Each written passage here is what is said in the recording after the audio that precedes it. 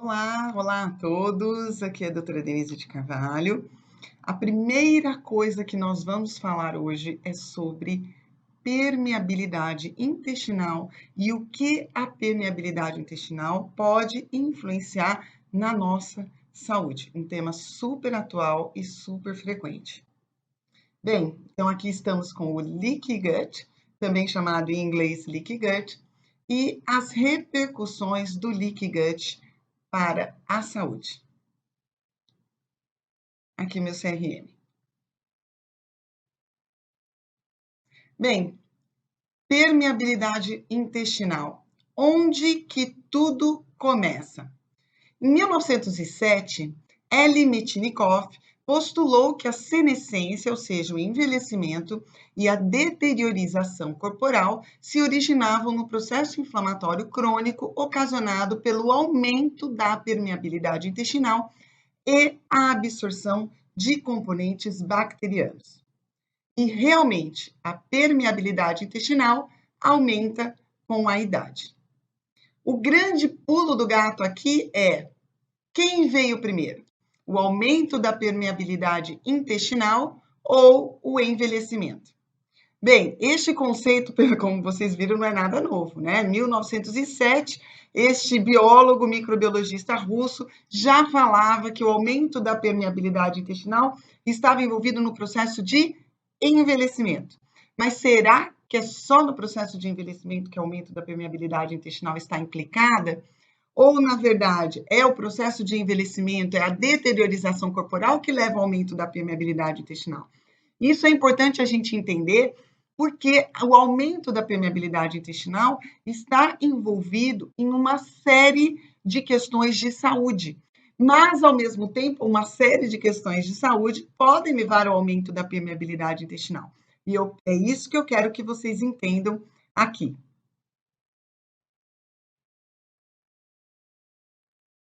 Bem, o sistema digestivo está no centro de uma questão, que é a definição do que é imunidade e do que é tolerância. O que o meu corpo tem que combater, que é o princípio da imunidade, e o que o meu corpo tem que tolerar, que é o princípio da tolerância.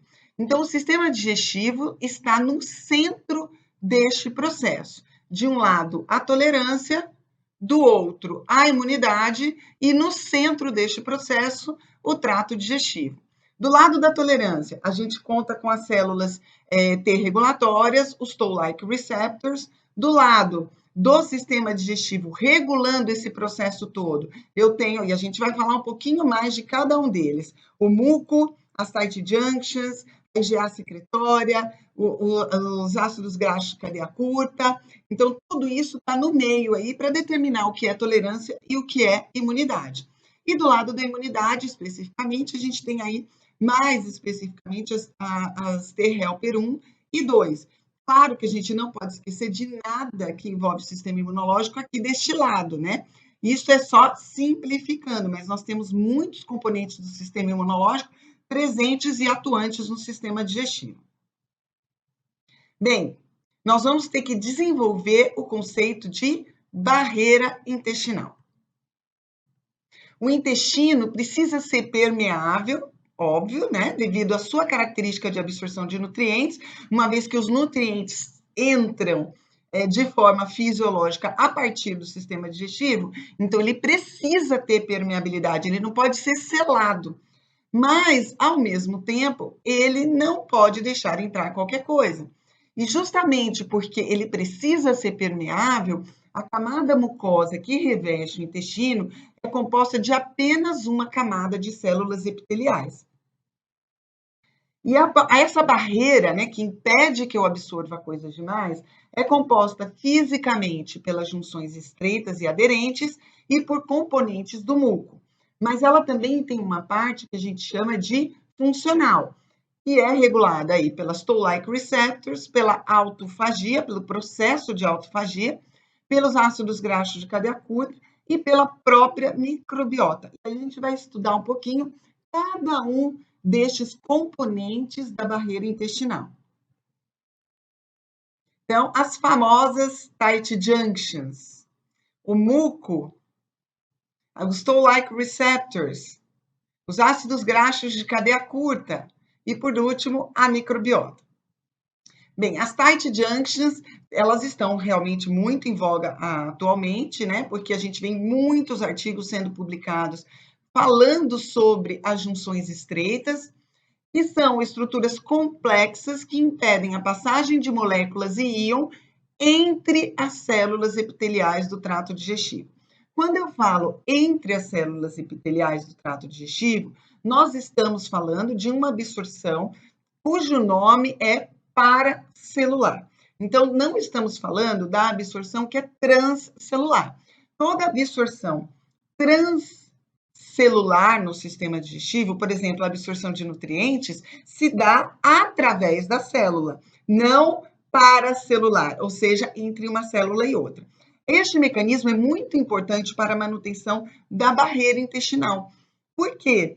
Porque quando eu faço essa absorção transcelular, eu controlo quem está entrando. A absorção transcelular, ela é feita por um mecanismo que se chama bomba. É um mecanismo ativo, portanto, com gasto de ATP. Então, a absorção transcelular é a que faz a absorção de nutrientes, tá? Aqui nós estamos falando da permeabilidade intestinal paracelular, quando a gente está falando de tight junction, que são as pequenas junções ou junções estreitas que colam uma célula da mucosa, uma célula a outra. Isso é muito importante para que eu controle o que entre, né? Porque paracelularmente eu não consigo deixar pela presença das junções estreitas. Logo abaixo das tight junctions, vem as adhering junctions formadas por filamentos de actina. Então, este mecanismo, ele é relativamente complexo e ele tem na primeira camada a tight junction e abaixo dela a adhering junction, fazendo este lacre seletivo. Ninguém solta a mão de ninguém. A zonulina é a única proteína humana identificada que controla reversivelmente a função das tight junctions. Isso é importante porque até pouco tempo atrás não se sabia o que poderia regular o relaxamento das tight junctions. Hoje a gente sabe, graças ao Alessio Fasano, que existe essa proteína que é produzida por nós mesmos, cuja função é justamente regular a tensão das tight junctions, o quanto elas estreitam ou se elas vão relaxar, porque às vezes a gente precisa que a tight junction relaxe. Quem faz este controle é esta proteína chamada zonulina. Os dois mais poderosos estimulantes da zonulina são uma microbiota disfuncional, portanto a disbiose, e o glúten, que vão causar um relaxamento das tight junctions. Isso facilitaria a migração de células de defesa para a luz intestinal.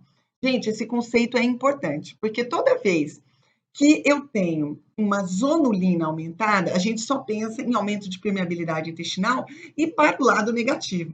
Como tudo na vida, tudo depende. Ela existe para relaxar as tight junctions porque isso tem uma função fisiológica.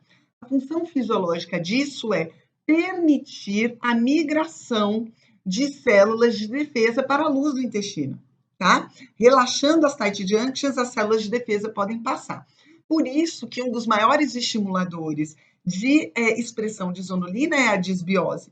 Porque quando eu tenho uma disbiose, quando eu tenho um descontrole microbiano, eu preciso migrar células de defesa como eu fosse aí uma polícia para controlar o cortiço que está acontecendo dentro do intestino. Só que para a polícia chegar, eu preciso ter o relaxamento dessas tight junctions para que essas células migrem. Com isso, com esta migração dessas células, eu posso ter a defesa intestinal. Então, a zonulina tem uma função. E isso é importante, por exemplo, quando a gente pede um exame. Agora, a gente tem exames de fezes que detectam que conseguem dosar a zonulina nas fezes. Quando eu tenho um aumento de zonulina, mas que ainda é uma zonulina dentro do normal, tá? O ponto de corte aí é 80. Quando eu tenho essa zonulina 70, 60 e pouco, você pensa, essa zonulina está no último quartil. Se ela está no último quartil, provavelmente eu estou tendo um estímulo para a expressão da zonulina e provavelmente deve vir de um processo de desbiose, de um processo de inflamação intestinal, tá? Então, pode ser, por exemplo, uma doença inflamatória intestinal ou uma própria desbiose. Então, a zonulina, como tudo no nosso corpo, tem uma função. O grande problema é quando ela está muito expressada, porque aí eu tenho um relaxamento mais intenso e até talvez mais prolongado das tight junctions, provocando aí esse aumento da permeabilidade intestinal disfuncional. Ela está envolvida, ou seja, a hiperexpressão da zonulina está envolvida intimamente com o deflagrar da doença celíaca e com a diabetes tipo 1. Então, além aí das tight junctions e da zonulina, nós temos o muco.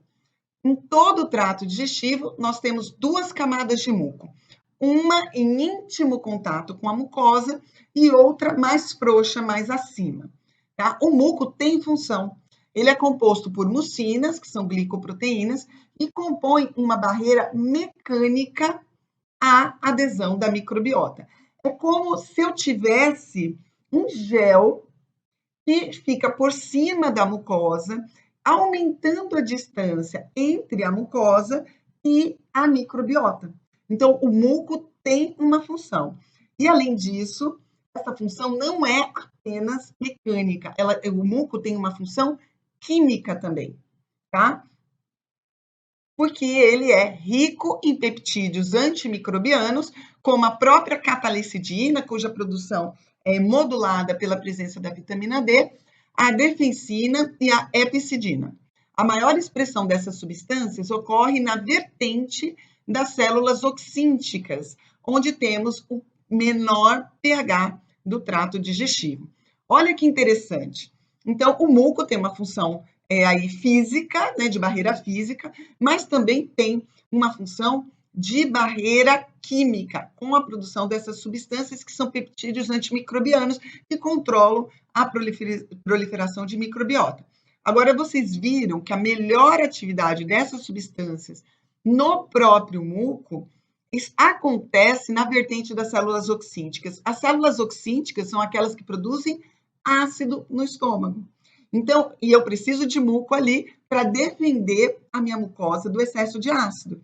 Mas nesta localização, com este pH, essas substâncias que são antimicrobianas têm maior atividade. Portanto, é muito importante a manutenção do pH ácido no estômago para que haja uma atividade fisiológica desses peptídeos antimicrobianos no muco, que acabam, por sua vez, controlando a proliferação de microbiota.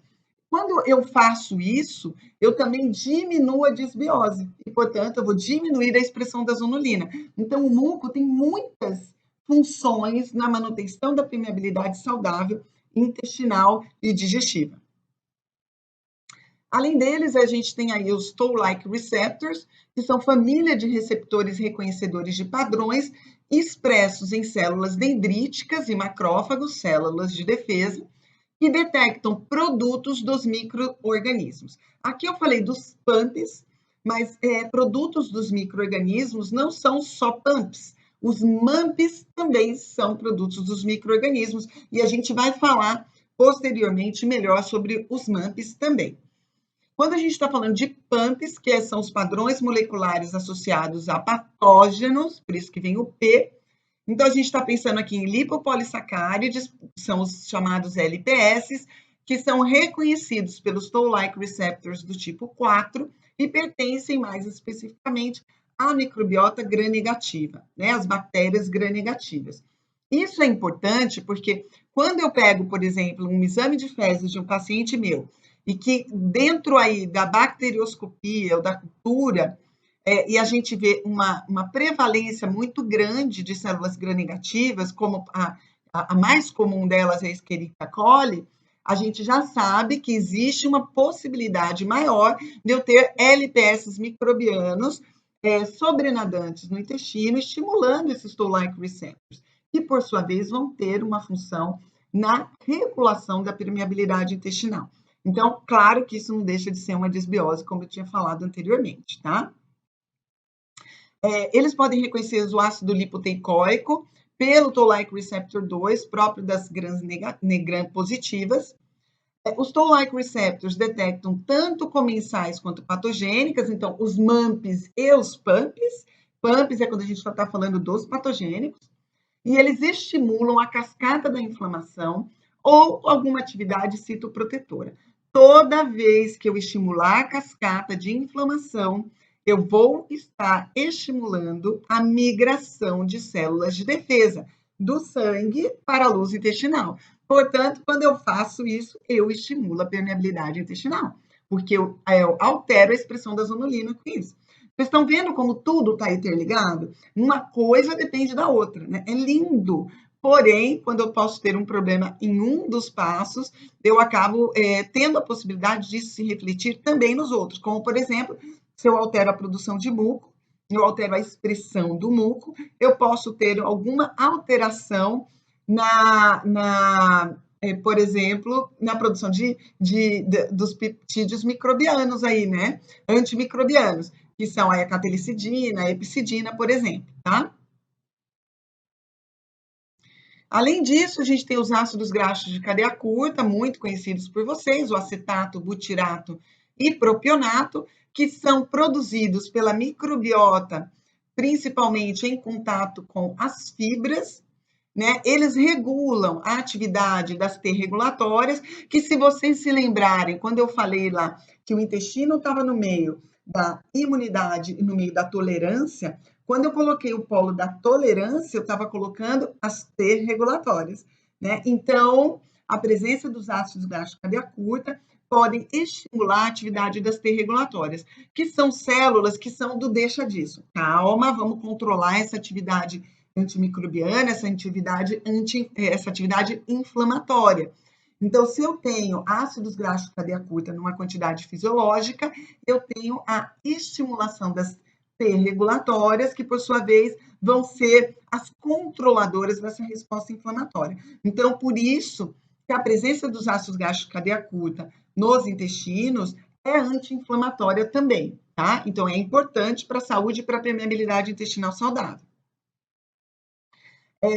Esses ácidos graxos de cadeia curta também fazem estímulo da secreção de muco, diferenciação dos macrófagos e causam um aumento da fagocitose, que é importante para o processo de defesa intestinal, tá? Então, obviamente, tudo na vida é equilíbrio, demais também não é bom. Microbiota comensal. Sim, a microbiota também tem uma função imunológica, ou função de controle da permeabilidade intestinal. A microbiota comensal, que se vocês não se lembram, comensal vem de um termo que se chama come na mesma mesa. A microbiota comensal, portanto, é uma microbiota que está ali sem causar mal para ninguém e que pode ser, inclusive, simbiótica. Elas exercem essa atividade protetora via competição pelo alimento com a patogênica. E exercem atividade anti-inflamatória por diversas vias mediadas pelos próprios Toll-like receptors que eu falei agora anteriormente.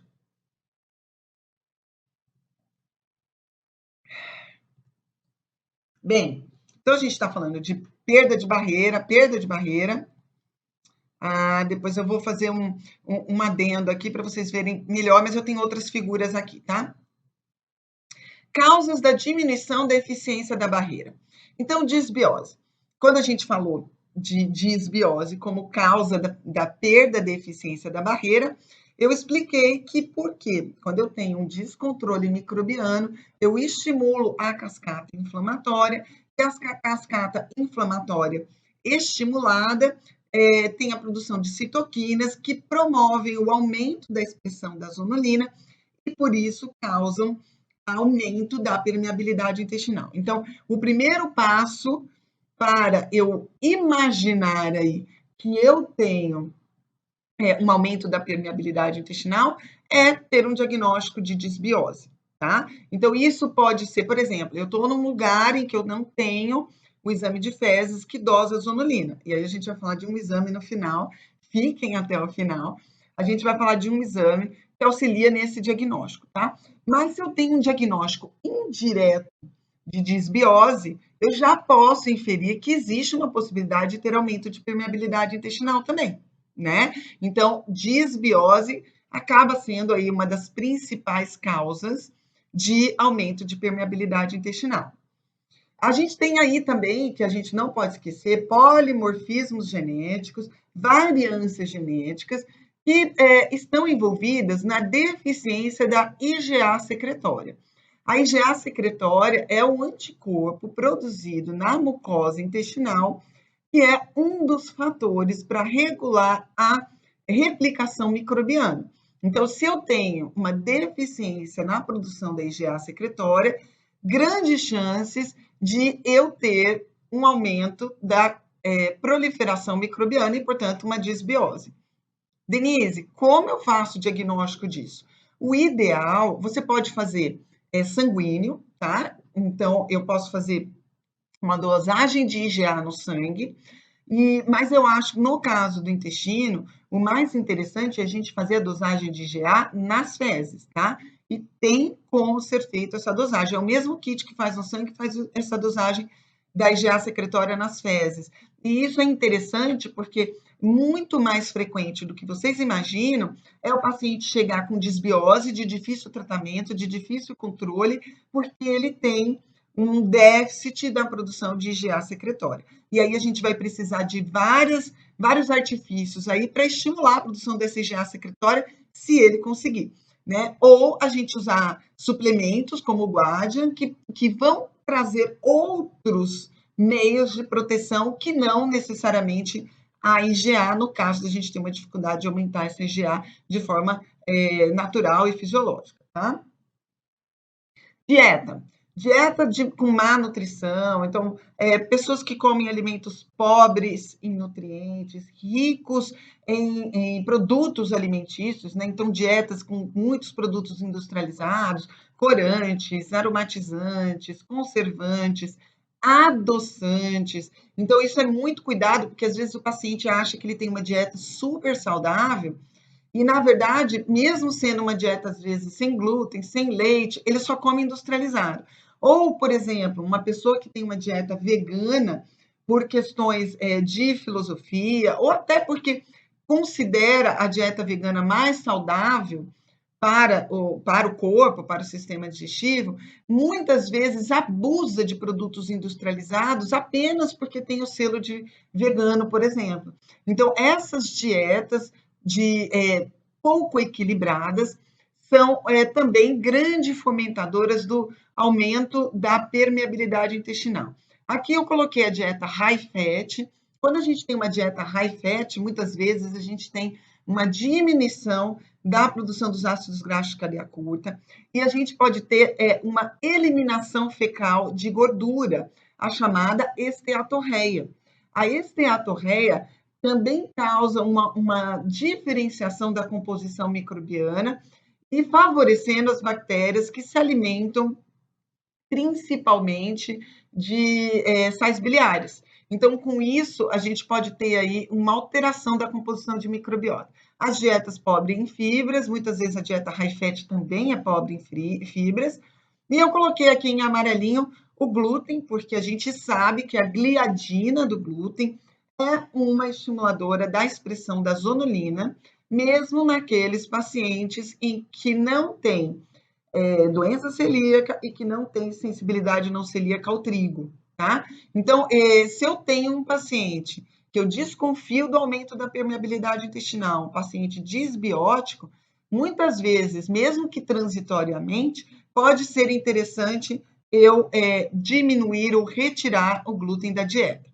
Medicações, então, muito comum medicações estarem por trás do aumento da permeabilidade intestinal. Então, obviamente, a gente tem os quimioterápicos aí, porque os quimioterápicos agem muito diretamente na replicação tecidual, e como o sistema digestivo ele tem uma alta taxa de replicação, justamente porque a mucosa só tem uma camada de células, então eu preciso estar reparando essa mucosa constantemente.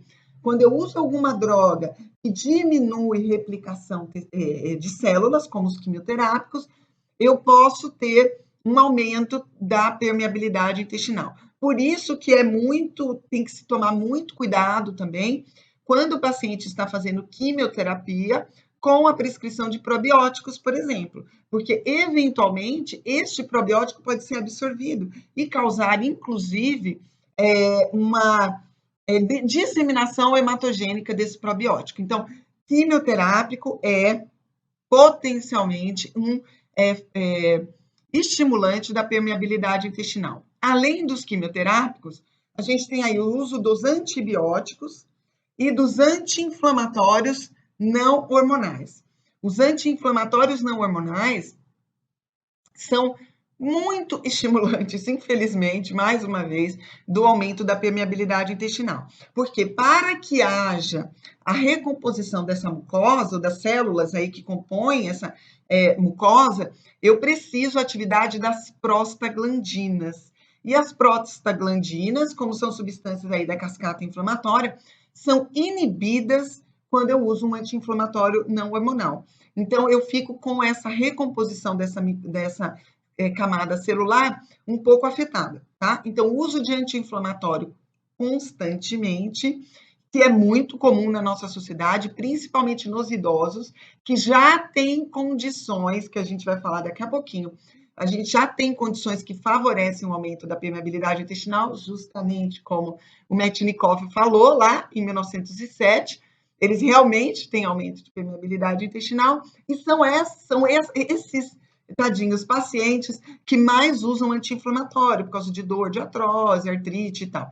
E esses pacientes já têm esse aumento da permeabilidade intestinal, ao usar o anti-inflamatório não hormonal, tem ainda mais aumento de permeabilidade. É importante também a gente não esquecer de falar de uma classe de drogas que são os anticoncepcionais, tá? Os anticoncepcionais já estão também relacionados aí ao aumento da permeabilidade intestinal. Não sabemos exatamente o mecanismo, mas já se observou, talvez seja justamente pela alteração hormonal que ele causa, já se observou um aumento da endotoxemia em pacientes que tomam anticoncepcionais. E a endotoxemia nada mais é do que a presença do LPS microbianos na circulação sanguínea. Portanto, um aumento da absorção desses componentes microbianos das gram-negativas. Então, o uso de anticoncepcionais em pacientes que têm um histórico sugestivo de aumento de permeabilidade intestinal deve ser evitados também, tá? Aqui eu estou falando aqui de envelhecimento e prematuridade. No caso do envelhecimento, a principal causa aí do aumento da permeabilidade intestinal, além de um retardo no reparo dessas células, né? Eu tenho também uma dificuldade da autofagia do idoso por uma deficiência mitocondrial, mas eu também tenho no idoso um problema que envolve a oxigenação do sistema digestivo. É muito mais comum no idoso a presença de arteriopatias, então aterosclerose, fazendo com que os vasos sanguíneos que irrigam o sistema digestivo estejam diminuídos, com a luz menor, portanto, chega menos sangue ao sistema digestivo, ocasionando uma baixa tensão de oxigênio no leito digestivo. E com isso, a recomposição da microbiota, a recomposição da mucosa, né, o reparo dessa mucosa pode ficar afetado no idoso. Não podemos esquecer também que os idosos têm outras condições associadas. Muitas vezes, por exemplo, com problemas cardíacos. Se o idoso tem um grau de insuficiência cardíaca, por exemplo, ele tem hipóxia no sistema digestivo. Tendo hipóxia no sistema digestivo, eu tenho uma dificuldade maior de reparar o sistema digestivo, com isso, uma chance maior de aumento da permeabilidade intestinal. No caso da prematuridade, o que nós temos é prematuridade ou imaturidade dos mecanismos de recomposição desta mucosa e até fragilidade das tight junctions. Então, quando a gente está falando aí em prematuridade, os bebezinhos prematuros que estão internados em UTI exibem uma possibilidade muito maior, por exemplo, de enterocolite necrotizante, que é a invasão da parede do intestino pela microbiota, que ele está começando a formar. Então, são condições muito associadas com aumento de permeabilidade intestinal. Então, extremos de idade, idosos e bebezinhos, né? Principalmente os prematuros. Quando a gente está falando dessas condições, olha aqui mais uma condição que está envolvida na diminuição da tensão de oxigênio no leito digestivo. O choque. O choque é um termo que nós usamos para o colapso corporal, tá? O colapso na manutenção da pressão e da oxigenação de todos os tecidos. O choque acontece por várias razões, mas primeiro, por choque hipovolêmico, então um paciente que sofreu um sangramento muito intenso, um choque séptico, uma pessoa na UTI com a liberação de muitas toxinas microbianas, e aí faz uma permeabilidade intestinal aumentada, o que é muito comum, inclusive em pacientes em UTI, nessas condições, fazerem uma coisa que a gente chama de peritonite espontânea, que é uma infecção do peritônio, da região abdominal, espontânea. Espontânea porque a translocação microbiana de dentro da luz intestinal para o peritônio. Isso, obviamente, é um aumento de permeabilidade intestinal, porque isso não é para acontecer. Isso não acontece de forma transcelular. Isso acontece paracelular, que foi justamente o que eu pontuei para vocês como causa aí do aumento da permeabilidade intestinal. Bem, dentro disso tudo, a gente falou de várias condições aí que levam ao aumento da permeabilidade intestinal, mas nós não podemos esquecer o papel do estresse no aumento da permeabilidade intestinal. E quem não está estressado atualmente, né? Até as crianças estão. Por que que isso pode acontecer? O cortisol, que é o hormônio produzido na adrenal, que seria aí o regente da resposta fisiológica que envolve a resposta ao estresse, o cortisol e o sistema nervoso simpático trabalham de mãos dadas na defesa para o estresse, do estresse. Com isso, eu tenho uma inibição relativa da atividade do outro sistema nervoso autônomo, o sistema nervoso autônomo parasimpático, ocasionando uma inibição do funcionamento do trato digestivo. Olha, gente, só para fazer um adendo aqui.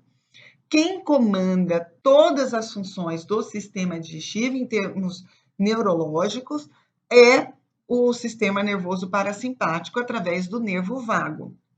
Então, o tônus parasimpático, que é o tônus que envolve calma, que envolve respiração, que envolve o sono, é o tônus parasimpático, e esse tônus é o tônus que está envolvido no processo digestivo. Se eu estou estressado, se eu estou correndo de alguma coisa que vai me fazer mal, que eu sinto que aquilo pode me trazer algum risco, se eu estou passando por isso, eu tenho uma atividade maior do outro sistema nervoso autônomo, que é o sistema nervoso autônomo simpático. Então, quando eu tenho atividade maior do sistema nervoso simpático, eu tenho uma inibição relativa do parasimpático. Então, a atividade digestiva fica diminuída. Então, faça uma figura na mente de vocês. Nós estamos agora numa época de muito estresse, assim, na verdade, nem quero dizer agora, né? Porque a gente sempre tem muito estresse. Mas vocês imaginam quando a gente está estressado e a gente não pode sair de casa, o que a gente faz? A gente come, né? E aí come sempre de uma forma mais emocional, numa quantidade menos controlada, está precisando de prazer, está precisando do neurotransmissor dopamina, que vai me dar prazer. Quando eu estou nessa situação, eu como de uma forma menos consciente, mas ao mesmo tempo, meu sistema digestivo está inibido. E aí esse alimento entra e eu não tenho como digerir completamente esse alimento. Se eu não tenho como digerir completamente esse alimento, quem usa esse alimento para crescer e se alimentar, né? Obviamente, a microbiota. Quando isso acontece, a microbiota tem uma tendência a aumentar, a se tornar mais disbiótica. Então, o estresse tem várias atividades, além do que o estresse, quando trabalha com o sistema nervoso simpático, ele trabalha também com adrenalina, que causa uma vasoconstricção do sistema digestivo, causando diminuição da tensão de oxigênio. Com isso, eu aumento mais ainda a possibilidade de aumento da permeabilidade intestinal, por dificuldade de reparo dessa mucosa. Então, o estresse, por várias vias diferentes, age predispondo, vamos dizer assim, ao aumento de permeabilidade intestinal. Obviamente que nada é isolado, né? Mas que isso realmente poderia ser uma das causas e aí fomentadoras do aumento da permeabilidade intestinal nessas situações, eu não tenho dúvida, tá? E com isso, eu tenho disbiose por aumento de fornecimento de material indigerido para a microbiota e pela diminuição da vascularização do trato digestivo, causando, como eu acabei de falar para vocês, uma diminuição da tensão de oxigênio no trato digestivo. E com isso, eu acabo tendo um aumento da permeabilidade intestinal. E aí eu tenho os benditos lipopolissacárides bacterianos, que podem, por sua vez, serem absorvidos. Muito importante também a gente não esquecer que o cortisol, que é o principal regente aí da resposta ao estresse, também é um hormônio conhecido por ser um hormônio glicocorticoide. Todo hormônio glicocorticoide age no metabolismo do carboidrato, por isso que ele é glico, e ele age no sistema imunológico, ele é um corticoide. Então, se eu tiver uma reação ao estresse crônica e exacerbada, eu posso evoluir com uma diminuição da atividade imunológica intestinal, predispondo mais ainda o hipercrescimento microbiano. Então, vocês estão vendo como isso se liga por várias vias. O estresse é péssimo para quem está lutando contra o aumento da permeabilidade intestinal. Bem, qual é o resultado disso tudo? Denise, você só me mostrou condições desesperadoras, condições que me mostram que, aliás, praticamente todo mundo pode estar com aumento de permeabilidade intestinal. Bem, o que isso vai causar? Consequências da perda de barreira. De 70% a 85% do exército imune está no trato digestivo. Certo? Por quê? Porque aqui no trato digestivo eu tenho a maior fronteira corporal.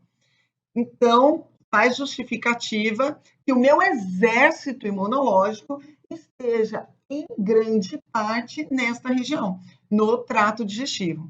Aqui, patrulhando a minha fronteira.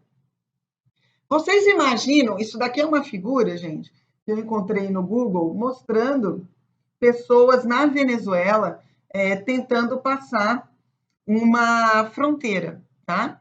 Então, vocês imaginam quando acontece isso daqui. Nós estamos sendo atacados, concorda? Se alguém tentar ultrapassar a barreira intestinal, se alguém tentar, aí vamos pensar que essas pessoas são microbiota, bactérias, fungos, vírus, parasitas que habitam o sistema digestivo. De repente, eles estão tentando entrar, atravessar a nossa fronteira. O que vai acontecer a partir disso daí? Gritaria. O meu sistema digestivo vai tentar avisar, o meu sistema imunológico dentro do sistema digestivo vai tentar avisar o resto do meu corpo que nós estamos sendo invadidos. O aumento da permeabilidade intestinal causa, portanto, uma histeria no sistema imunológico do intestino, que por sua vez vai refletir nos outros locais. Todos os sistemas imunológicos do nosso corpo operam independentemente, mas se comunicam entre si. Células do sistema imune intestinal podem viajar e se comunicar com células de outras mucosas. Então, na hora que isso está acontecendo, nós estamos sendo invadidos, meu sistema imunológico no intestino pode usar aí o megafone, pensem nessa fronteira aí da Venezuela, ele está usando esse megafone para avisar os outros locais de fronteira, por exemplo, as mucosas, de que elas podem ser atacadas a qualquer momento, como está acontecendo no meu intestino. Entendeu?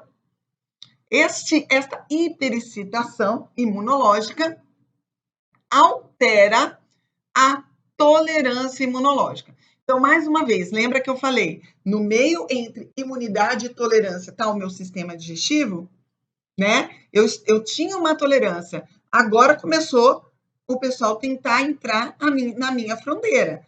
Isso me assusta tanto que a minha tolerância cai, tá?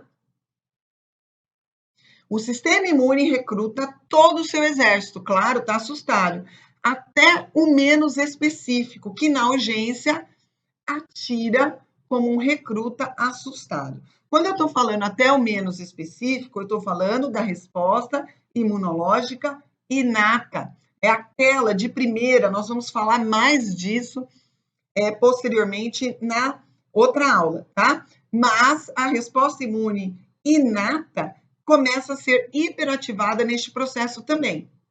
E esse recruta assustado, nosso sistema imunológico assustado, começa a acertar todo mundo que se parece, tá? Isso a gente chama de mimetismo molecular.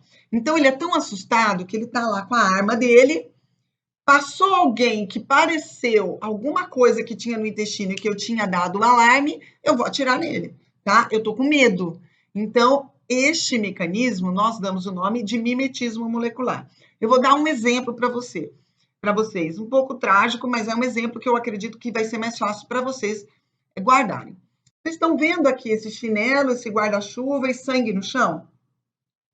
Isso aconteceu em 2018, numa favela no Rio de Janeiro, quando um atirador de elite, confundindo esse guarda-chuva com um fuzil, atirou num morador de uma favela no Rio de Janeiro. Então, essa história está nos jornais. Essa história me mostra que é mais ou menos o que pode acontecer com o meu sistema imunológico. Vamos dizer que esse atirador de elite, ele estava com medo, ele estava assustado, ele não era bem treinado. Alguma coisa aconteceu e ele foi afobado e atirou numa pessoa com um guarda-chuva, confundindo aquele guarda-chuva com um fuzil, né? Isto pode acontecer no nosso corpo. Esse mecanismo de mimetismo molecular é justamente isso.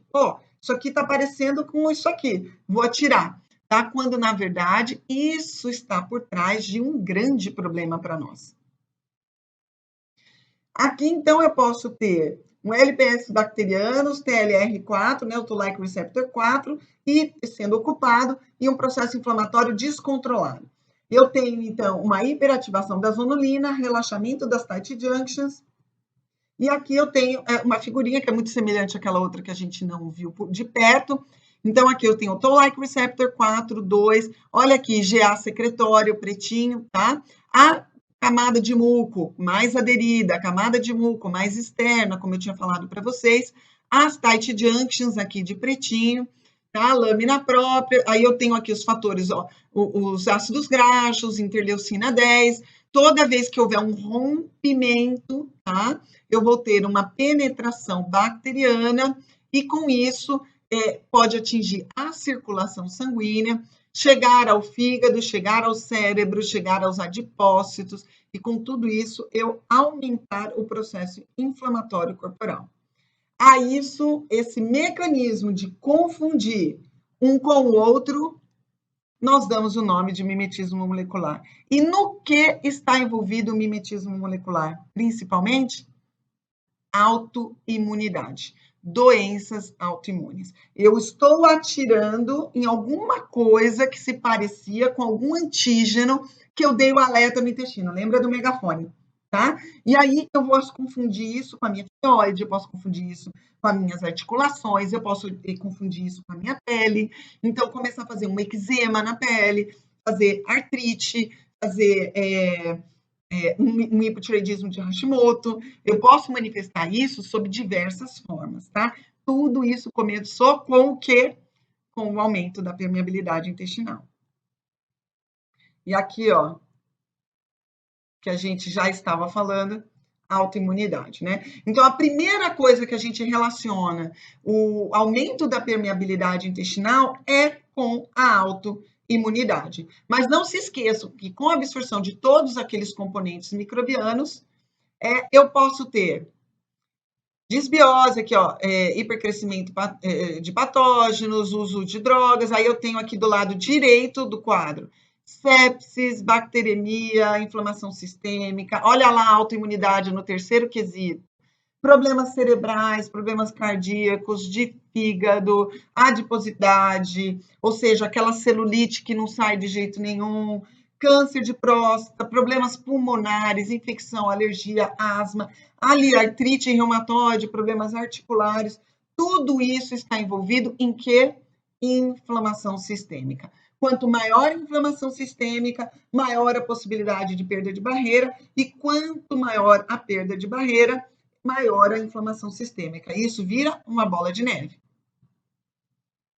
Então, eu tenho aí uma interface entre o leaky gut, aumento da permeabilidade intestinal, as alergias e a autoimunidade. A absorção de componentes anômalos, ou seja, pode ser os LPS microbianos, pode ser toxinas microbianas, a absorção disso a partir do leaky gut causa inflamação, como vimos, e por isso estimula sobremaneira o sistema imune. Em pacientes susceptíveis, esse estímulo pode gerar reações imunes desequilibradas, levando a doenças com características de autoimunidade e alérgicas, tudo na dependência do que for absorvido e, obviamente, do ambiente genético em que nós estamos, tá? A autoimunidade acontece por causa do aumento da permeabilidade intestinal, devido a espaços aumentados entre as células intestinais. Olha aí, a tal da absorção paracelular. Esses espaços criam um ambiente, né, de vazamento com proteínas, com moléculas proteicas não digeridas de grande tamanho, entrando na circulação sanguínea, estimulando a resposta imune, e as células T começam a fazer anticorpos contra essas grandes moléculas, tá? Que, por sua vez, através do mecanismo de mimetismo molecular, são confundidas com alguma estrutura do nosso corpo, causam a autoimunidade. Então, aqui foi um artigo falando da asma, ó. Também pode ser tratada, que nada mais é aí do que uma reação de hipersensibilidade, de hiperatividade alérgica imunológica. A asma pode ser tratada através aí baseado nos conhecimentos da medicina integrativa, pode ser manejada melhorando a permeabilidade intestinal através do reparo da mucosa gastrointestinal e, por isso, prevenindo essa cascata imunológica que é extremamente deletéria. Bem, então, como eu vou fazer diagnóstico agora, nós vamos falar um pouquinho melhor sobre isso, tá? Locais onde pode se manifestar a perda da barreira, ou seja, invasão, muitos locais. Cérebro com alteração de memória, de humor, pele com as alergias cutâneas, os eczemas, placenta, tá? Então, com retardo de crescimento do feto, por exemplo, com infertilidade, com aumento de abortamento de repetição, problemas oculares, como alergias da esclera, né? Então, pacientes com conjuntivites de repetição alérgicas, todas as mucosas, como, por exemplo, sistema respiratório, então eu posso ter rinite, asma, como o artigo que eu acabei de mostrar, e, obviamente, no sistema digestivo eu também posso ter sintomas. Não necessariamente eu tenho que ter sintomas digestivos para ter aumento de permeabilidade intestinal. Isso é importante a gente ter em mente, tá? Porque o paciente pode não se queixar, mas este mecanismo está acontecendo todo o tempo. E com isso eu aumento a inflamação sistêmica. Inflamação sistêmica aumentada é aumento de permeabilidade intestinal. Então isso vai virando uma bola de neve, né, gente? Como é que eu faço o diagnóstico? Eu tenho aí, eu vou falar depois um pouquinho melhor sobre isso, que é a razão lactulose e manitol urinário. Eu posso fazer a dosagem fecal da zonulina, como eu falei para vocês. Eu tenho sinais indiretos do aumento da permeabilidade intestinal, como a dosagem de cortisol alterado, marcadores inflamatórios. Então, marcadores inflamatórios, VHS, proteína C reativa, fibrinogênio, interleucina 6, qualquer marcador inflamatório, marcadores de sobrecarga hepática, porque se eu aumentar muito a permeabilidade intestinal, eu vou passar pelo fígado muitas substâncias que não deveriam passar. E com isso, eu tenho marcadores dessa sobrecarga. Por exemplo, TGO, TGP alterado, gama-GT, bilirrubinas, tá? Então, são sinais indiretos dessa permeabilidade intestinal aumentada. Diagnóstico de disbiose, que também pode ajudar nesse processo, através de exames de fezes, o Indican na urina, os exames de gás respirado, principalmente quando a gente está falando de SIBO. E agora eu vou falar um pouquinho desse exame que é muito específico para o aumento da permeabilidade intestinal, que é a razão lactulose manitol urinário, tá? A lactulose é um açúcar pouco absorvível no delgado. Apenas 0,5% do que é ingerido de lactulose é absorvido. O manitol, que também é um açúcar, ele é pouco absorvido também, mas ele chega a 30% de absorção. Então, ele é muito mais absorvido do que a lactulose. Esse teste consiste na administração oral desses dois açúcares e posterior dosagem na urina. Então, se é a elevação da razão lactulose manitol, ou seja, eu tenho mais lactulose do que manitol na urina, é o padrão ouro para diagnóstico de absorção paracelular. Então, é o padrão ouro para detectar que houve absorção paracelular, tá? Por causa da estrutura da lactulose, ela é muito grande para passar transcelular, tá? Então, o manitol passa melhor. Então, se há um aumento da presença da lactulose na urina, é totalmente patognomônico do aumento da permeabilidade paracelular, portanto, da alteração da zonulina e das tight junctions. Então, é isso que eu queria falar para vocês sobre leaky gut. Nós temos outra aula falando um pouco mais sobre imunidade e o que a gente pode fazer dentro deste cenário aterrorizante. Fiquem tranquilos que vocês não estão abandonados nessa jornada. Um abraço.